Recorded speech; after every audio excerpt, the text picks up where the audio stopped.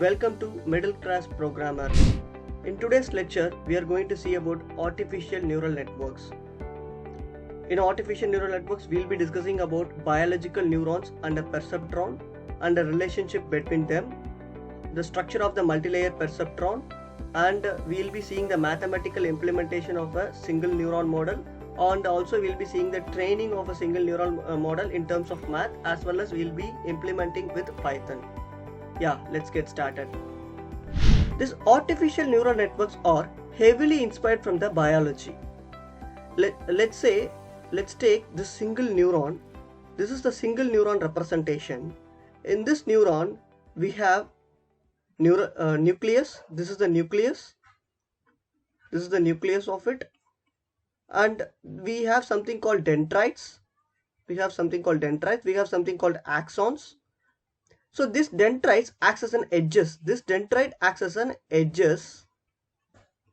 Each edge is giving an opportunity. Each edge is giving an opportunity to connect with some other neuron. Each edge is connected to is giving an opportunity to connect with some other neuron, and it is also it's making a neural connections to other neurons, and also it's giving an opportunity to collect or transfer the information from the another neuron to transfer the information from the another neuron to this thickness. The thickness of the dendrites varies with the neural connections or the neurons connections. This thickness represents how well the information transfers, or it tells this thickness tells how important the connected neuron is. In human brain, averagely, more than 100 billion neurons are connected to each other. 100 billion neurons are connected to each other. And for a single task, more than millions of neurons will work together to perform that action, to perform that particular action. So researchers are heavily inspired from this behavior of the neuron, and they have mathematically modeled the artificial neural network. Let's say now artificial neuron. That artificial neuron name is perceptron. This perceptron will not have an equal intelligence as much is equal to the biological brain, but this perceptron is mimicking the certain properties of the biological neuron. That is the heavy biological inspiration from the biological neuron. And how the computer science involved is, when we want to implement this neural structure on the computer, we want something called algorithms to represent something. So let's say you can consider this as in computer science, this is formally called as a node, and the connecting thing is called as a edges, right? So these concepts is used to represent the neural networks in major frameworks like TensorFlow, PyTorch. All these frameworks represent the neural network in terms of graph. So the artificial neural networks, is a combination of a biological inspiration from the biological neurons and the mathematical modeling, as well as the learning happens in terms of backpropagation. We will discuss about that. And it also the computer science. Now we already discussed that this perceptron is heavily inspired from the biological neuron. Then what is the difference between the biological neuron versus the artificial neural network? So this is the representation of the biological neuron. This is the representation of the biological neuron. This is the representation of the artificial neuron, right? So let's see a difference here. So how well This is the nucleus. This nucleus is way comparable to this perceptron, this neuron, entire neuron. So, and it is a input. This I already told you. This acts as an edges. This acts as an edges. It will receive the inputs. It will is a receiver of the inputs. Now you see the similar approach here. This is the dendrites. This is a kind of a dendrites in artificial neurons. This biological neuron accepts an input from the other neurons, neurons, right? You can consider that as an input. That you can consider those things as an input. Now this x1, x2, x3 till xn is all acts as an input to the single perceptron. This is a single perceptron. This is a single perceptron. Now this neuron, this neuron, after getting all the neural information from the dendrites, it gives some impulse. It gives some impulse, or it gives some spike over it. That spike or activation is passed through the axon body or a cell body, right? Here is this bit of biology, and it is passed through the branches of the axon again, and this branches of axon is again connected to some other dendrite or and some other neuron to process it further. This is how it happens. But here in the artificial neuron, we are just discussing about the single perceptron. Throughout this lecture, we are just discussing about the single perceptron. This single perceptron accepts the input x1, x2, x3 till xn, any number of input neurons from the other outer part. So this one I already told you in the last slide, in the previous slide. This acts as a kind of a dendrites. This act kind of a dendrites. I already mentioned you there. I mentioned something called thickness. Thickness, how important the thickness is. Here I am telling that the thickness is almost equal to the weights. This its representation is purely inferred from the thickness. This weights gives us the how important this feature to this perceptron. This weight tells us that how important this x1 feature, how important this x1 feature to our perceptron to get the spike out of it, or activation out of it, or some zeros or one out of it. So this x1, w1 will come together to the perceptron and try to make the neural activity spike there. Now we will discuss about the multilayer perceptron structure.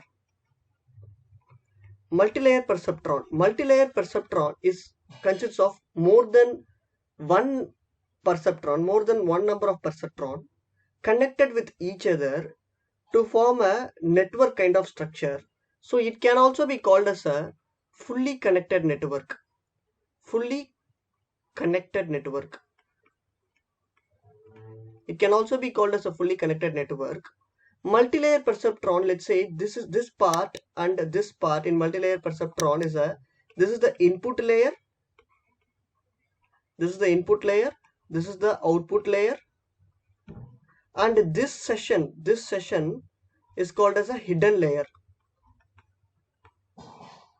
This session is called as a hidden layer. We will mathematically model this multilayer perceptron, how the back propagation, how the forward propagation, everything learning happens in the future lecture. But today we will be discussing about the single layer perceptron only. Today, to understand much deeper understanding of the neural network, we will be discussing only the single neuron layer or a single perceptron layer. Anything we can call single neuron layer. For that, I want to give some notations. I want to give you, before discussion the math part, I want to give you the few notations. The axis represents as the inputs.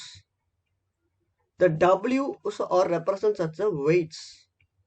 For this lecture, for simplicity, I am not going to discuss about the bias. We will take up those bias things in later lectures.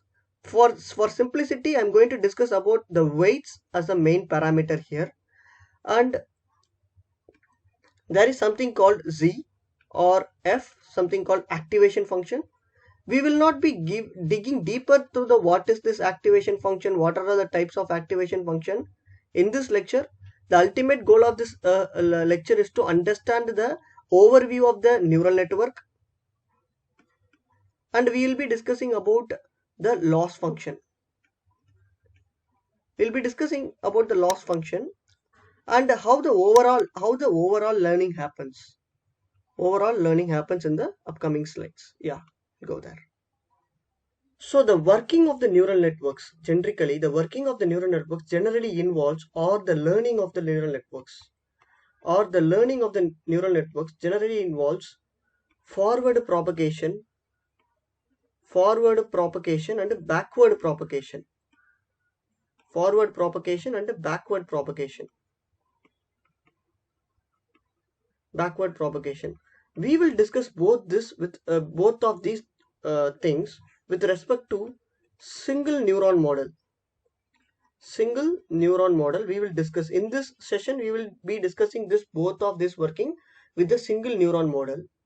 The ultimate goal of these two things will be finding the optimal weights.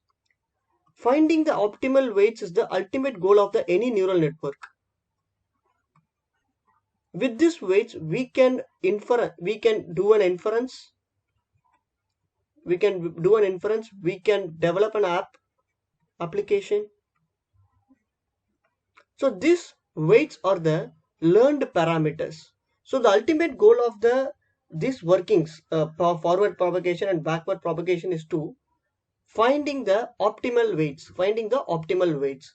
This involves a lot of ingredients, but those ingredients will not be discussing, but I'll give you the glance through it: activation function, loss function, and optimization. These three things will play a major role in learning. Will play a major role in learning. Yeah, we will dive in. Let's see how to train a single neuron or a single perceptron. Before doing that, I already told you the training involves two things. One is forward propagation and backward propagation. So in forward propagation, we will be handling few parameters, and also in backward propagation, we will be handling few parameters. So yeah, and before that, this x1, x2, x3 are the inputs to this perceptron Z. This W1, W2, W3, this x1, x2, x3 are the inputs to the perceptron. Inputs to what? Perceptron. And this W1, W2, W3 are the respective weights of the respective inputs. With respect to their inputs, right? With respect to their inputs, the weight differs. Now this Z represents we will discuss this mathematics. This represents this perceptron. After by doing the forward propagation, we will compute something called by doing this forward propagation, we will compute something called y hat. This y hat is the prediction, or we can simply say that is an output. This is the output, or we can simply say this is an output. And there is something called new parameter introduced to you, is called loss function. This loss function is to find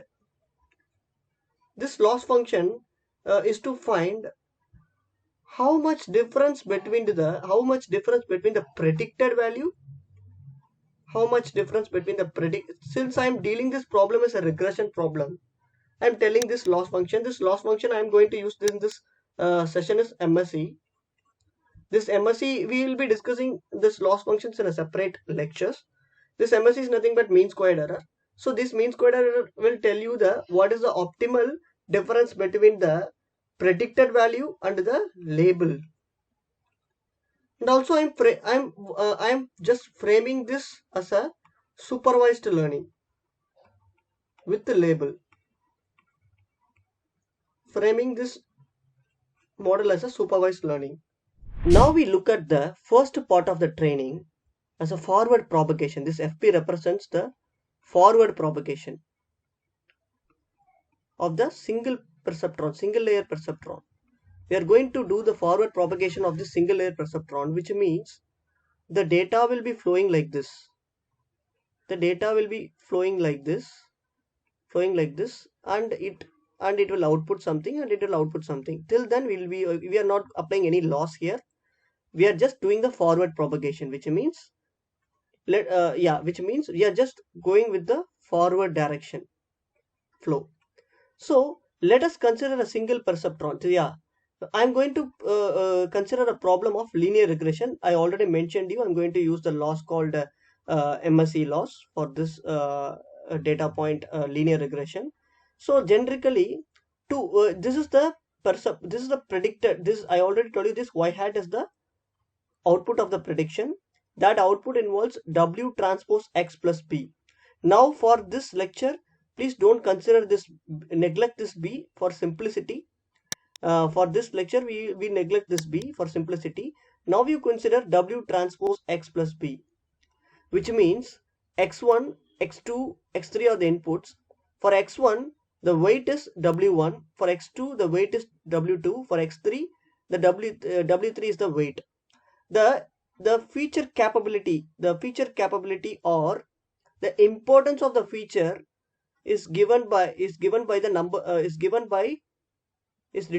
the how good is the weights. So we can write this as X is equal to, these are all the input features, X1, X2, X3, and weights is equal to W1, W2, W3. The reason why we transposes to easily do the matrix multiplication with that x1. The reason is we need to multiply that x1 with the respective weights. Now if you take the transpose of the w transpose w1 into x1, w2 into x2, w3 into x3, you will be getting that z. Now you will sum all this individual weights and input features, all this you will sum it up, and you will pass that to some activation function. Here I represent a sigmoid function. It can be any activation, any non-linearity function, right? This non-linearity activation and all we will discuss in the very next lecture. So this what it to generally what it does is like it gets a sum of all the weights and inputs, and it passed through the some non-linearity function. It tells that whether the neurons is activated or not. If it is 0, the neuron is not activated. If it is 1, the neuron gets activated, and the next step is computed. Like we will get the y hat out of it. Now we have the y hat in our hand. By computing this forward propagation, doing all these steps together, we got the y hat. Now we need to compare with our label. Are we predicted the right? With respect to the label? Now how do we compute it? With the help of the loss function. This MSE loss function will compute the how good is our prediction. This is what the forward propagation for the single perceptron model. Now we have done the forward propagation for the single neuron model. Now we are going to do the back propagation for that. So what is this back propagation is? It involves 2 or 3 major steps repeatedly. Also remember that our ultimate learning happens here at the back propagation, and also the updation or getting the optimal weights are also happens at the during the back propagation. So this back propagation is the key feature for the neural network to learn something from the pattern. So let's say first we'll take the A. So I already told you after getting the y hat value, we will compute the loss iteratively. So iteratively this will run. We will compute the loss for the y hat. I already told you this loss we are going to use for the I to n represents the number of samples number of input samples from 1 to n. This represents the label and y hat represents the prediction. This regularizes is for overfitting, preventing overfitting and all. As of now, for simplicity, we will not discuss this regularization. Okay, this is the loss we are going to use for this linear regression problem. Linear regression problem. But what this loss tells us that whenever the loss is high, the learned weights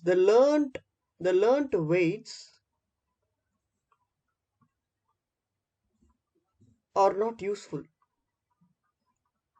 Generically, I'm saying whenever the loss getting minimized at certain conditions, at certain situations or certain conditions, whenever the loss get minimized, our weights are powerful, our weights are good enough,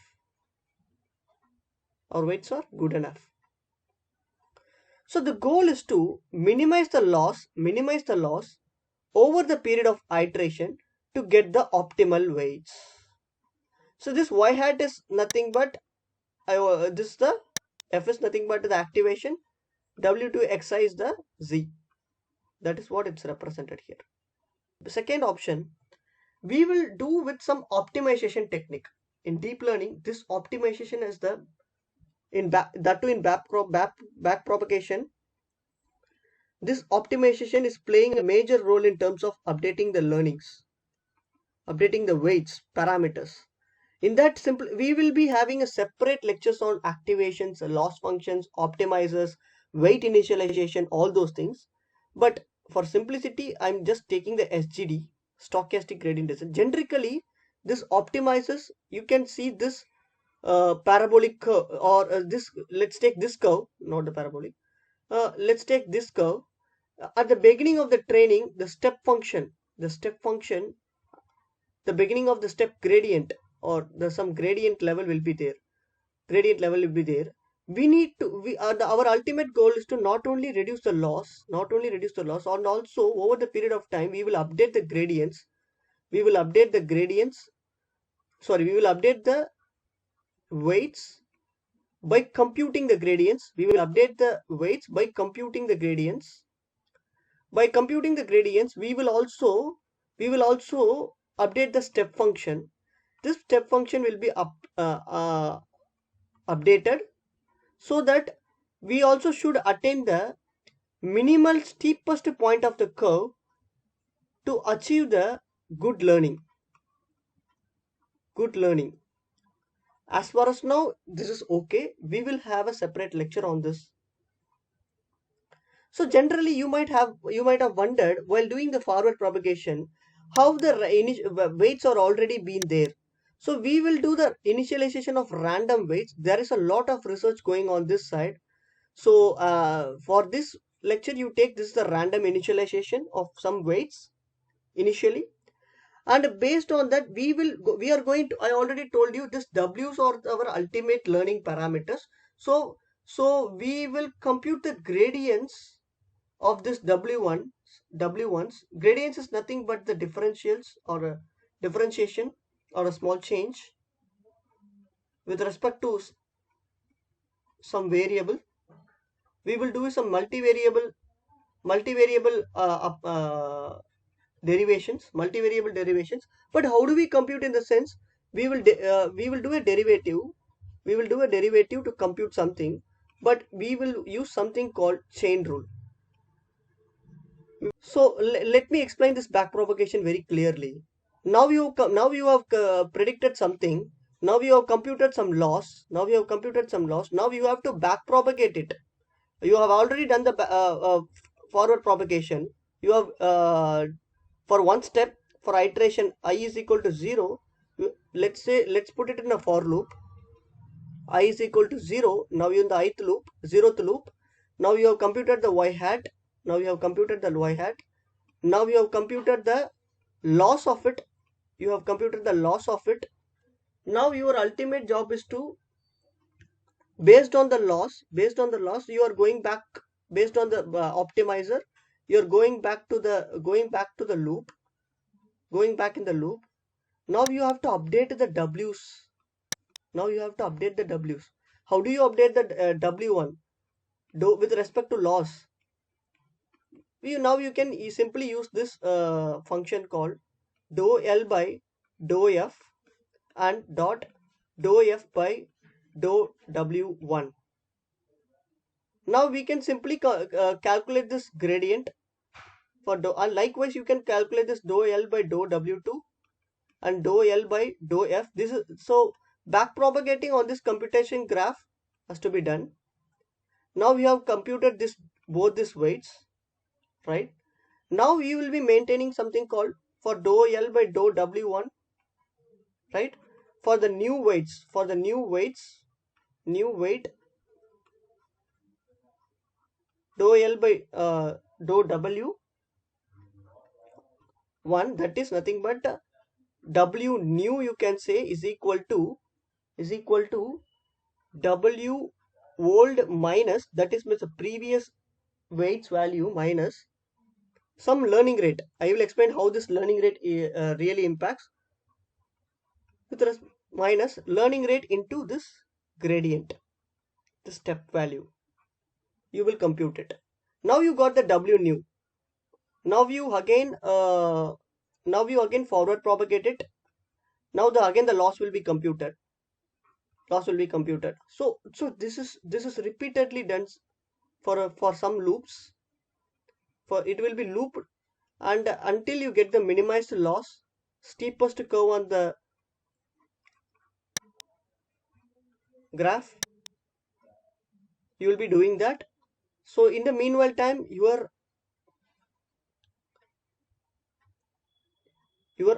accuracy map will be improved.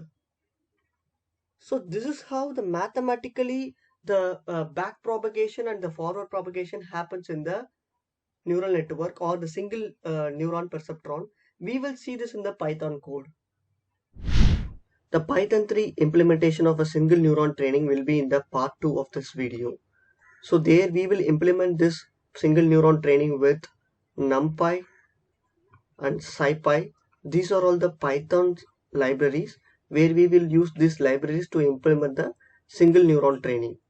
Yeah, thank you for connecting with us. Please do support and subscribe. Thank you.